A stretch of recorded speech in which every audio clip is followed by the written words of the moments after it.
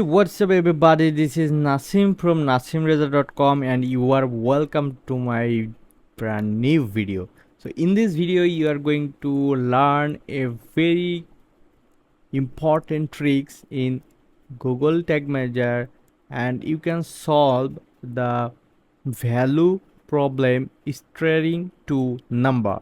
So this is basically my client was facing this issue and he didn't able to see the value or like the revenue in their analytic dashboard, and I just make the changes, which is I make another variable like this, and it was string to number, and then it was working in their Google Analytic dashboard. And basically you are going to learn in this video. So if you are new my channel, then I definitely expect you are going to subscribe my channel, because every time I am publishing useful video like this, I hope that video will be useful to you and you can subscribe to my channel, and this will be also helpful to me, and that will be more inspiration to me to make new video like this.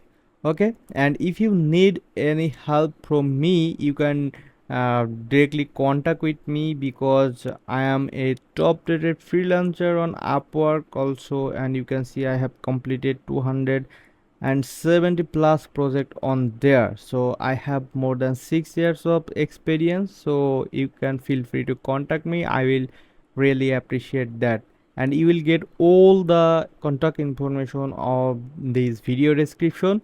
So no more talks, let's back to this topic and how I made this variable and solve that problem. Okay, so as you can see, you have to select the variable which is custom JavaScript. Okay, and you need to input a code like this: function return parseFloat.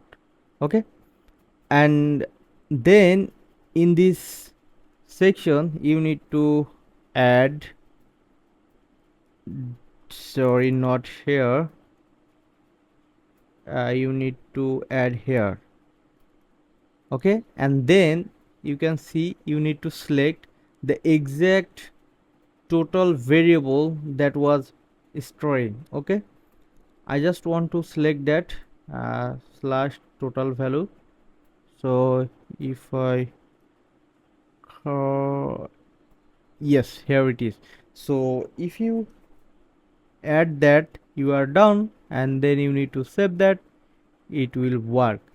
And you need to publish it this version before changes, and always you need to pull that new value parameter in your Google Analytics value section. Okay, that's all the video I wanted to show you how you can solve the issue, and I believe this video is useful to you. And if you are not so technical, and if you are not so familiar with Google Tag Manager and solving this issue, and it's quite hard to like discuss all the thing in this short video, so you can definitely contact me to solve this issue. I will solve your problem instantly.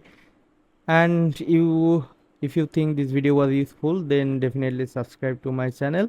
So that's all for today. I will see you on the next video. Take care. Bye bye.